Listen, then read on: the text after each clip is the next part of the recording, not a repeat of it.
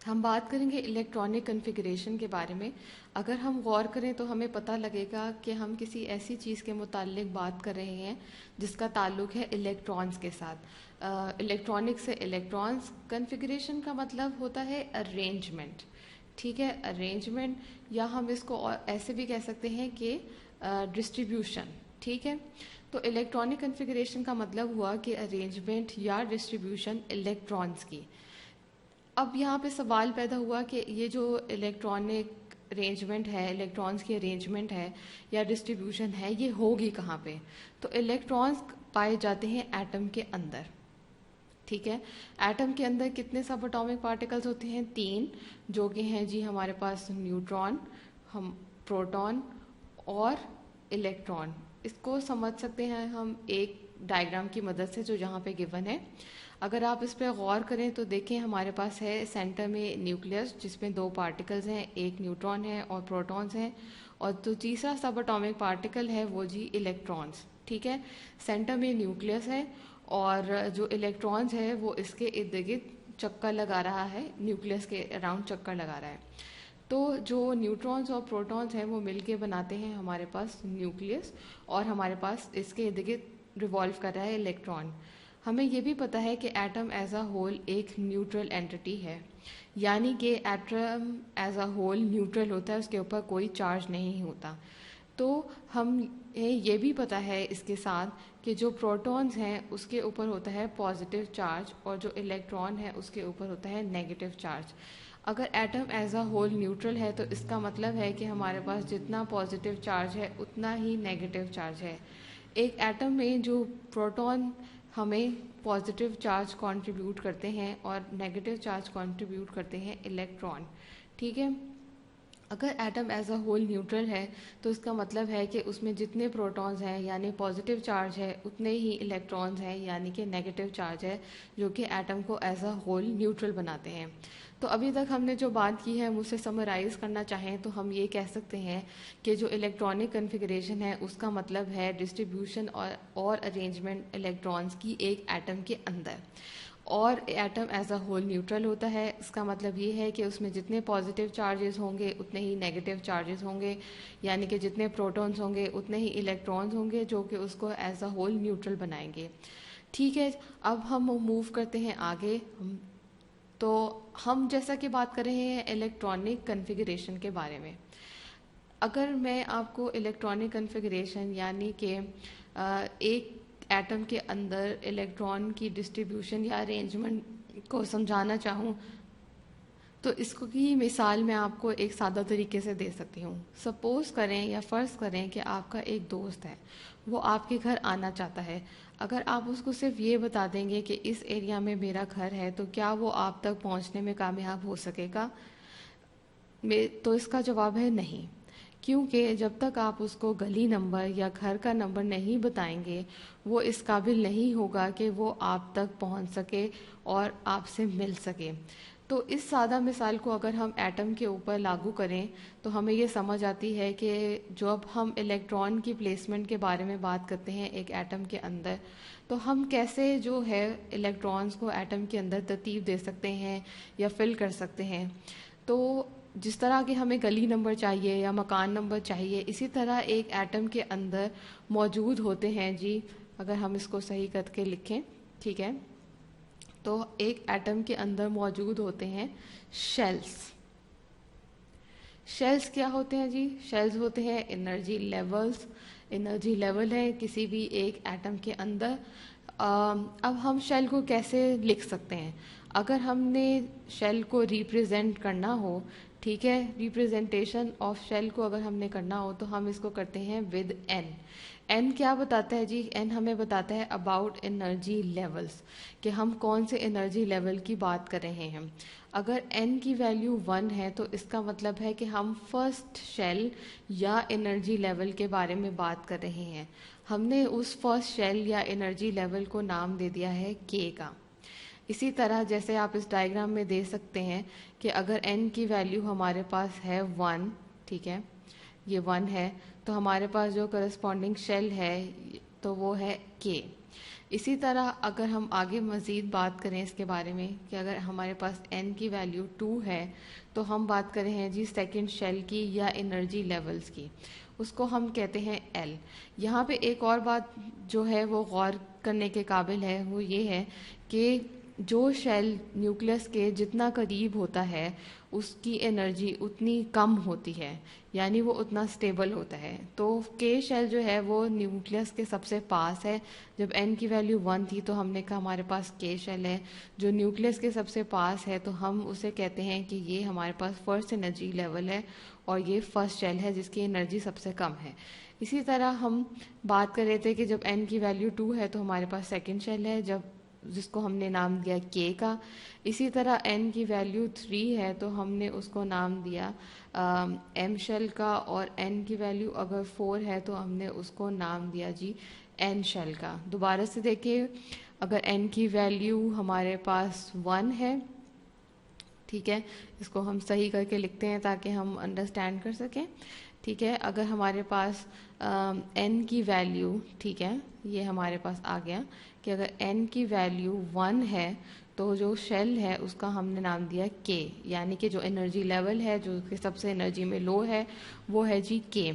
जैसे जैसे आप न्यूक्लियस से दूर होते जाते हैं आपके पास एनर्जी जो है वो बढ़ती जाती है, यानी इन टर्म्स ऑफ अगर हम एनर्जी लिखें, ठीक है, इन टर्म्स ऑफ हम एनर्जी लिखें तो के शेल की एनर्जी है, एल शेल की है, एम की है, एन की है। हमें पता है कि अगर हमने लेस देन का साइन शो करना हो तो हम उसे इससे शो करते हैं, तो इसका मतलब है कि एनर्जी ऑफ के जो है वो लेस देन है एल, और एल की एनर्जी लेस देन है एम से, और एम की एनर्जी लेस देन है एन से। ठीक है, यहाँ तक हमें समझ आ गई बात। यहाँ तक हमने बात की है जी कि हम इलेक्ट्रॉनिक कन्फिग्रेशन में कि एक एटम के अंदर शेल्स को कैसे निकालते हैं, और शेल्स को हम एनर्जी लेवल भी कहते हैं। जो एनर्जी लेवल न्यूक्लियस के सबसे करीब होता है हम उसे कहते हैं कि वो फर्स्ट शेल या एनर्जी लेवल है, और उसका नाम हमने दे दिया है के। जो सेकेंड शेल है उसको हमने कह दिया एल, जो तीसरा शेल है उसे हम कहते हैं एम, और जो चौथा शेल है उसे हम कहते हैं एन। ठीक है जी, यहाँ बात हमें समझ आ गई है। अब हम आगे मूव करते हैं।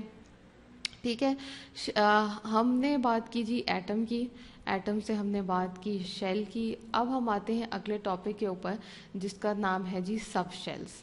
ठीक है, अगर मैं आपके लिए एक टेबल बना लूँ तो आपके लिए आसानी होगी। ठीक है, मैं आपके लिए एक टेबल बना लेती हूँ कि अगर हम यहाँ पे n की वैल्यू पुट करेंगे, ठीक है, फिर हम देखेंगे कि हमारे पास शेल्स कैसे आते हैं, और हम ये देखेंगे कि हमारे पास सब शेल्स कैसे आते हैं। ठीक है, अब n की वैल्यू अगर हमने कहा जी हमारे पास 1 है तो हमारे पास जो है शेल है उसका नाम है k। ठीक है, और अगर n की वैल्यू 2 है तो हमारे पास है l, अगर n की वैल्यू 3 है तो हमारे पास जो एनर्जी लेवल या शेल है उसका नाम है m। अब हम बात करते हैं कि हम सब शेल्स कैसे निकाल सकते हैं। ठीक है, ये हमारे पास ये हो गया। अब हम बात कर रहे हैं सब शेल्स की, तो अगर इसको समझने के लिए बहुत आसान तरीका है। अगर हम बात कर रहे हैं कि हमारे पास n की वैल्यू 1 है, ठीक है, तो इसका मतलब है इसके अंदर सब शेल भी कितना होगा, 1 ही होगा, यानी कि हमारे पास सिर्फ एक ही सब शेल है और उसको हम नाम देते हैं जी s का। अब हमारे पास अगर n की वैल्यू 2 है यानी 2 है तो हमारे पास सब शेल्स भी कितने होंगे, 2 ही होंगे। एक को हमने नाम दिया s का और एक को हमने नाम दिया जी p का।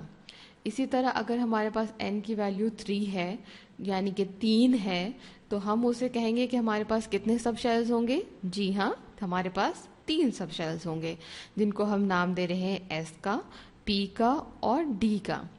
और इसी तरह अगर हमारे पास n की वैल्यू 4 है तो हम कह रहे हैं जी हमारे पास जो करस्पॉन्डिंग शेल है या एनर्जी लेवल है उसमें कितने सब शेल होने चाहिए।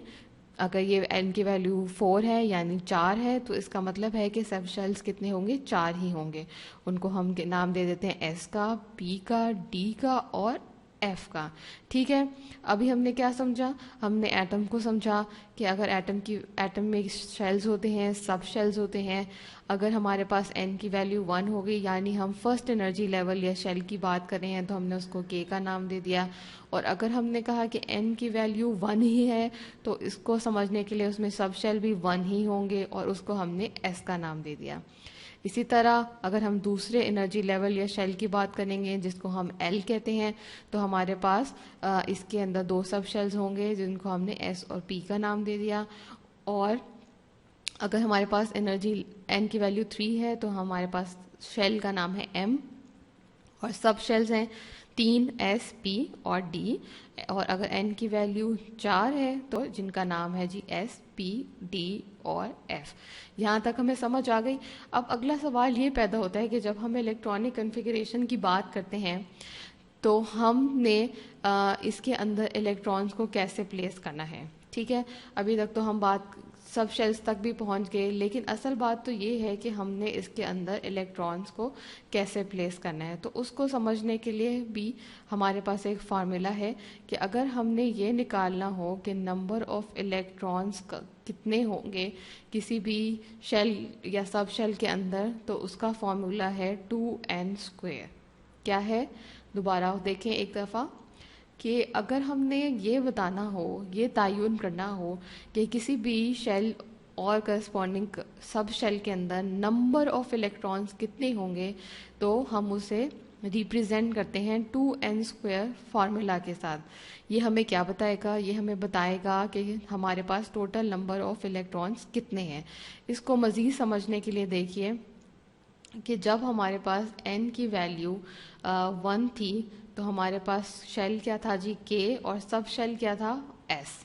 ठीक है, अगर मैं n की वैल्यू को यहाँ पे 1 पुट करूँ तो मेरे पास 1 का स्क्वायर 1 होता है, 2 से मल्टीप्लाई करूँ तो 2 इलेक्ट्रॉन्स। इसका मतलब ये है कि जो हमारे पास k एनर्जी लेवल है या हमारे पास शेल है, उसके अंदर मैक्सिमम कितने इलेक्ट्रॉन्स आ सकते हैं, 2 इलेक्ट्रॉन्स आ सकते हैं। यानी कि वो मैक्सिमम कितने s के अंदर कितने इलेक्ट्रॉन समाएगा, 2 इलेक्ट्रॉन्स। इसी तरह अगर मेरे पास n की वैल्यू 2 है तो उस शेल का नाम है L। उसमें कितने सब शेल आते हैं, 2 S और P।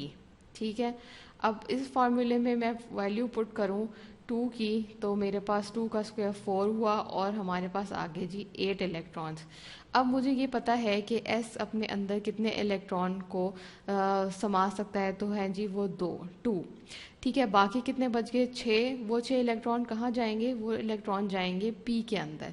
इसका मतलब है जो K शेल है, L शेल है सॉरी, जो L है दूसरा एनर्जी लेवल है, वो अपने अंदर मैक्सिमम कितने इलेक्ट्रॉन को समा सकता है या उसके अंदर कितने इलेक्ट्रॉन जा सकते हैं, वो जी 8। 1 2 3 4 5 6 7 और 8, 2 इलेक्ट्रॉन। ठीक है, तो हमारे पास L शेल है यानी सेकंड शेल है, उसके अंदर मैक्सिमम 8 इलेक्ट्रॉन आ सकते हैं। इसी तरह जब हमारे पास n की वैल्यू होगी 3, ठीक है, अब आप मेरे साथ अपने साथ कैलकुलेशन करें मेरे साथ साथ, तो हमारे पास m लेवल को हम क्या कहते हैं, m कहते हैं, बिल्कुल ठीक। और इसके अंदर हमारे पास कितने सब शेल्स होंगे, अगर n की वैल्यू 3 है तो कितने सब शेल्स हुए जी, हमारे पास हुए बिल्कुल ठीक S, P और D, यानी 3 सब शेल्स हुए। ठीक है, अब इस फॉर्मूले में मैं वैल्यू पुट करूं तो 3 का स्क्वायर 9 और 9 को 2 से मल्टीप्लाई करूं तो 18, यानी कि 18 इलेक्ट्रॉन्स। अब S में कितने इलेक्ट्रॉन्स आ सकते हैं, S में आ सकते हैं जी 2, P में आ सकते हैं 6, बाकी कितने बचे 10, तो वो 10 के 10 चले गए जी D में। यानी कि अगर हमारे पास तीसरा एनर्जी लेवल है जिसको हमने M का नाम दिया है, उसके अंदर मैक्सिमम 18 इलेक्ट्रॉन्स आ सकते हैं। इसी तरह हम आखिरी की बात करते हैं, वैसे तो और भी एनर्जी लेवल हैं लेकिन अब भी हम इस लेवल तक सिर्फ 4 एनर्जी लेवल ही पढ़ते हैं। तो हम बात करें आखिरी एनर्जी लेवल की जिसको हम कहते हैं जी N। इसके अंदर अगर 4 है तो कितने सब शेल्स होंगे जी, बिल्कुल 4, जिनको हमने नाम दिया S, P, D और F का। ठीक है, अब हमने नंबर ऑफ इलेक्ट्रॉन्स निकालने हैं तो ये आ जाते हैं जी 4 का स्क्वायर लिया, उसे 2 से मल्टीप्लाई किया, जो 32 इलेक्ट्रॉन्स। ठीक है, अब इसका मतलब ये है कि जो एन शेल है उसके अंदर मैक्सिमम कितने इलेक्ट्रॉन्स आ सकते हैं, 32। ठीक है, तो हम इसको रिवाइज करते हैं दोबारा से कि हमारे पास अगर फर्स्ट एनर्जी लेवल है, यानी कि शेल है जिसको हमने के का नाम दिया, तो उसके अंदर हमारे पास कितने इलेक्ट्रॉन्स आ सकते हैं, उसके अंदर हमारे पास आ सकते हैं जी 2 इलेक्ट्रॉन्स। ठीक है, ये हम दोबारा से देख लेते हैं कि हमारे पास आते हैं 2 इलेक्ट्रॉन्स। दूसरा शेल एल है, वो अपने अंदर मैक्सिमम कितने इलेक्ट्रॉन्स को समा सकता है, वो है जी 8। तीसरा एनर्जी लेवल 18 और आखिरी एनर्जी लेवल 32। तो यहाँ तक हमें सब कुछ क्लियर हो गया है। अब हम बात करते हैं, अगली स्लाइड पे पहुँचते हैं और हम बात करते हैं जी कि अगर हमने किसी भी एक एटम के अंदर इन इलेक्ट्रॉन को प्लेस करना हो तो हम वो कैसे करते हैं। तो उसका बहुत आसान तरीका है, आप मेरे साथ देखते जाइए कि n की वैल्यू अगर हमारे पास 1 है तो उसके अंदर कितने एनर्जी सब शेल्स होते हैं, एक ही s, और अगर 1 है तो इसके साथ हम 1 लिख देते हैं। अगर n की वैल्यू 2 है तो उसके अंदर हमारे पास कितने सब शेल्स होंगे, 2 s और p। चूँकि ये 2 है तो हम दोनों के साथ 2 लिख देते हैं। इसी तरह अगर n की वैल्यू 3 है तो हमारे पास कितने एनर्जी लेवल होंगे, s p d f, और जी 3 है तो हमारे पास s p d ही आएगा सिर्फ, और अगर 3 है तो हम उसके साथ 3 लिखते जाते हैं, 3। इसी तरह अगर n की वैल्यू 4 है तो हम उसे लिखते हैं s p d, और अब आएगा जी f, सबके साथ हम लिख देंगे 4 की वैल्यू। तो हम इसी तरह ये बनाते जाते हैं टेबल। ठीक है, अब ये जो डायग्राम है अगर आप इसके ऊपर गौर करें तो ये बिल्कुल इसी पैटर्न के ऊपर बनी हुई है जो कि मैंने अभी आपको समझाया है। ठीक है, अब आप ये देखें कि हमारे पास पहले आ गया 1s, ठीक है, फिर आ गया 2s, फिर 2p, 3s। जैसे जैसे एरो लगा हुआ है वैसे वैसे हम इसके अंदर फिलिंग करते हैं। इसको हम मज़ीद समझने के लिए एक और एग्जाम्पल से समझ सकते हैं कि सपोज करें हमारे पास है जी, हमारे पास है ऑक्सीजन। ठीक है, ऑक्सीजन का एटॉमिक नंबर होता है 8।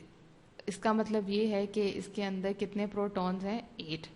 तो जितने प्रोटॉन्स होते हैं उतने ही हमारे पास इलेक्ट्रॉन होते हैं। अब हमने फिलिंग करनी है, इलेक्ट्रॉनिक कन्फिग्रेशन का मतलब है हम इलेक्ट्रॉन फिल कर रहे हैं। तो अगर हमने फिल करनी है तो हम कैसे लिखेंगे, इसको देखिए, हमारे पास सबसे पहले आएगा जी 1s। ठीक है, 1s। उसके बाद हमारे पास आएगा जी 2s आएगा। ठीक है, फिर हमारे पास आएगा 2p, और फिर आएगा जी 3s। अब आप इलेक्ट्रॉन की फिलिंग करें तो 1s के अंदर कितने इलेक्ट्रॉन आ सकते हैं, 2। s के अंदर कितने इलेक्ट्रॉन आ सकते हैं, 2। p के अंदर कितने इलेक्ट्रॉन आ सकते हैं, 6। और इसी तरह अब हमने कितने इलेक्ट्रॉन फिल करने थे, 8। तो हमारे पास s के अंदर हो गए 2, 2s के अंदर हो गए 2, बाकी कितने इलेक्ट्रॉन बच गए हमारे पास, 4 बच गए। तो ठीक है, तो यहाँ पे हम क्या लिखेंगे, यहाँ पे हम लिखेंगे 4। तो हम ऐसे इलेक्ट्रॉनिक कन्फिग्रेशन लिखते हैं।